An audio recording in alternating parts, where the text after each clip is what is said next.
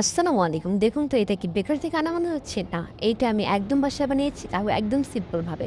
কোনো এক্সট্রা ঝামেলা নাই, যা লাগবে সবকিছুই আপনার রান্নাঘরেই আছে।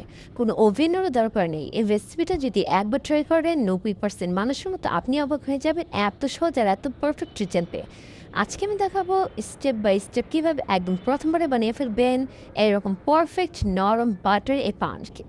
তো চলুন শুরু করি। একটুখানি স্কিপ না করে পুরোটা ভিডিও দেখবেন। এই জায়গায় আমি একটা চাটনি নিয়েছি, দেন এখানে দিয়ে দিব 2/3 কাপ ময়দা। এখানে কিন্তু 1/3 কাপ দিয়ে দুইবার দিলে কিন্তু 2/3 কাপ হয়ে যাবে। তারপর এখানে দিয়ে দেব আমি 2 টেবিল স্পুন কর্নফ্লাওয়ার। কর্নফ্লাওয়ারটা দেওয়ার চেষ্টা করবেন, তাহলে দেখবেন এটা টেক্সচারটা খুব ভালো আসে, এটা খেতে অনেক মজা হয়। আর তারপর এখানে দিয়ে দিব আমি পাউডার মিল্ক 1 টেবিল স্পুন। তারপরে এখানে দিব বেকিং পাউডার 1 টিস্পুন দিয়ে ভালো করে এটা চেনে নেব। খুব সুন্দর করে এটা চেনে নিতেছি, আর চালতে কিন্তু হবে। আর এখন আমি 2টা ডিম নিয়েছি আর দিয়ে দেব 1-2 কাপ চিনি। এখানে আমি কিন্তু আপনি কুসুমগুলো একসাথেই নিয়েছি। আপনারা চাইলে কিন্তু কুসুমগুলো আলাদা নিতে পারেন যারা প্রথমবার তৈরি করবে। তবে খেয়াল রাখতে হবে যাতে সাদা অংশে কুসুমটা না থাকে। আর যদি কুসুমটা উঠিয়ে ফেলেন তাহলে একটু ফোমি হওয়ার পরে কিন্তু আপনাকে চিনি দিতে হবে। তারপরে একদম যখন একটু ফোমি হয়ে যাবে তখন কিন্তু আপনারা কুসুম অ্যাড করবেন। আমি এখানে একবারে করছি, আমার কুসুমটা ফেটে গিয়েছে বলেও বিধায়। তারপরে এরকম ব্লেন্ড করে নিতেছি। আপনাদের যদি এরকম ব্লেন্ড না থাকে তাহলে আপনারা কিন্তু বাড়িতে যেকোনো একটা কাঁটা চামিচ বা হ্যান্ড ওয়াইস দিয়ে এটা খুব সুন্দর করে এরকম ফোমি করতে পারবেন। তবে এটা দিয়ে ফোমি করলে সবচেয়ে বেশি ভালো হয়। এটা দিয়ে ফোম করলে তাড়াতাড়ি হয়ে যায়, আর ওটা দিয়ে করলে মানে একটু সময় লাগে আর ফোম করতে একটু কষ্ট হয়।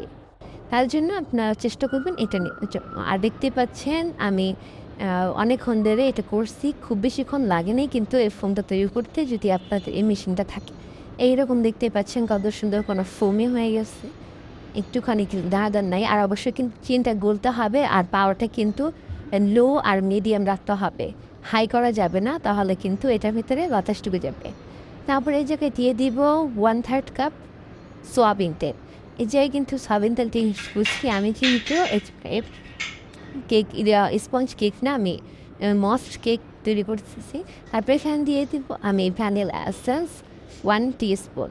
তারপরে আমি আবার খুব সুন্দর করে মিক্সড করতেছি। আমি কিন্তু এটা মেপে দিই নি, আপনারা কিন্তু অল্প একটু দিলে হবে, কোনো সমস্যা নেই। অনেকজনে আমরা অনেক গ্রাম করে তার জন্য তারা পছন্দ করে না। এই যে এখন আমি আবার কিছুক্ষণ ব্লেন্ড করে নিতেছি, খুব বেশিক্ষণ না, অল্প একটু করলে হবে। তারপরে এখানে যেগুলো আমি চেলে রেখেছিলাম ওই সবগুলো এখানে দিয়ে দেবো, অল্প অল্প করে দিলে হবে, কোনো সমস্যা নেই। এর যেহেতু স্পঞ্জ কেক না, তার জন্য কিন্তু এখানে খুব সাবধানে মিক্সড করার কিছুই হয় নাই। এই জায়গায় কিন্তু কোনো মতে মিক্সড হলেই হবে না। এই জায়গায় কিন্তু আমি হাত দিয়ে একটু কিছুক্ষণ মিক্স করেছিলাম, তারপর আমি আবার মেশিন দিয়ে কিছুক্ষণ ব্লেন্ড করে নিতেছি। হাত দিয়ে করলে একটু সময় লাগে, এভাবে যদি আমি মিক্সড করি তাহলে কিন্তু এটা স্পঞ্জ কেক হয়ে যাচ্ছে। যে যেহেতু ময়েস্ট কেক, তাহলে ওই যে ওইরকম এত এত সুন্দর করে করার দরকার নেই। দেখছেন আমি কিছুক্ষণ মিক্সড করে কিন্তু এখন আমি ব্লেন্ডার দিয়ে কিছুক্ষণ মিক্সড করে নেব। তবে শুরুতে ব্লেন্ডার দিয়ে মিক্স না করে কিছুক্ষণ মিক্স করে নিলে কিন্তু হবে। আর যদি টেক্সচারটা দেখতে পাচ্ছেন কীরকম হয়েছে, যদি টেক্সচারটা আপনাদের মনে হয় খুব বেশি ঘন হয়ে গেছে তাহলে কিন্তু আপনারা কিছুটা পরিমাণের পানি অ্যাড করবেন। একসাথে কিন্তু অনেক পানি অ্যাড করে দিলে কিন্তু হবে না, তখন দেখা যাবে পাতলা হয়ে গেছে। আপনারা কিন্তু টেক্সচারটা দেখে বুঝতে পারতেছেন টেক্সচারটা ঠিক কেমন হবে।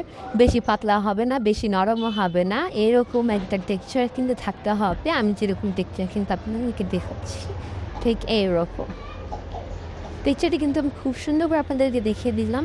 এখন আমি এই যেটার ভিতরে ওই কেকটা সেট করবো ওইটা নিয়েছি, কিন্তু আমি তেল দিয়ে একটা কাগজ দিয়ে কিন্তু খুব সুন্দর করে রেখে দিয়েছি। দেন ওইটার উপর আমি বেটারগুলো সুন্দর করে ঢেলে দিই। আর ডেকটাটি কিন্তু স্মুথ আপনারা দেখতে পাচ্ছেন ঠিক কীরকম হবে। আমি পুরোটা বেটে কিন্তু এটার ভিতরে ঢেলে দিতেছি। আর এটা কিন্তু এরকমই টেক্সচার হবে যে দিতে না দিতে কিছুক্ষণ পরে কিন্তু নিজ লেগে যাবে ভিতরে, মানে সমান হয়ে যাবে, এরকম একটা টেক্সচার কিন্তু হতে হবে। দেখেন আমার কিন্তু বসানো শেষ। এখন কিছুক্ষণ এটা ঝাঁকি দিয়ে ওই যে চুলার ভিতরে একটা প্যানের ভিতরে একটা স্ট্রেনার দিয়ে ওইটার উপর দিয়ে আমি ঢাকনা দিয়ে ঢেকে উপর দিয়ে একটা ফুটা দিয়ে এটা কিন্তু আমি এখানে 30 বা 40 মিনিটের মতো রেখে দিব। একটুখানি করবেন না, কিন্তু এর মাঝে 30 মিনিট হলে একবার খুলে চেক করবেন যে হয়েছে কি না। এখন কিন্তু আমি 30 মিনিট 40 মিনিট রেখে দেওয়ার পরে কিন্তু এই যে খুললাম। আর হয়ে গেল কিন্তু আমাদের এই কেকটা।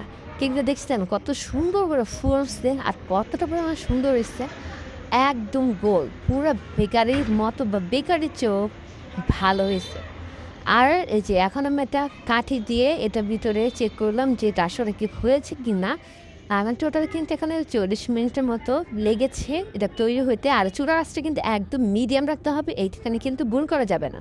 তারপরে আমি কিন্তু এই একদম গরম গরম থাকা অবস্থার ভিতরে যে র্যাপিং পেপার আছে ওটা দিয়ে ঢেকে আমি আধা ঘন্টার মতো কিছুক্ষণ রেখে দিব, যেন কেকটা নরম ময়েস্ট থাকে। দেন উঠে ফেলবো, দেখছেন আধা ঘন্টা পরে উঠে ফেললাম, দেখুন কেকটা কি নরম আর কি সফট দেখা যেতেছে।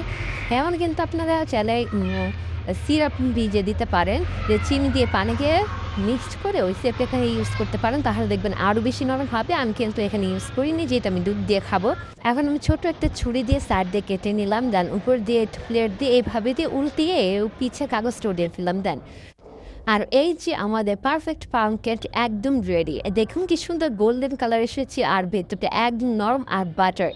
সবচেয়ে মজার ব্যাপার হলো এটা বানাতে কোনো ওভেনও লাগেনি, একদম সিম্পল উপায়ে বাসাতে বানানো। আপনারা যদি এই রেসিপিটা ট্রাই করেন অবশ্যই কমেন্টে জানাবেন কেমন হলো। ভিডিওটা ভালো লাগলে লাইক দিতে ভুলবেন না। আর এমন আরও সহজ রেসিপির জন্য স্বাদের দেখা পেজটিকে ফলো করতে কিন্তু অবশ্যই ভুলবেন না। পরের ভিডিওতে দেখা হচ্ছে, ততক্ষণ ভালো থাকুন। আল্লাহ হাফেজ।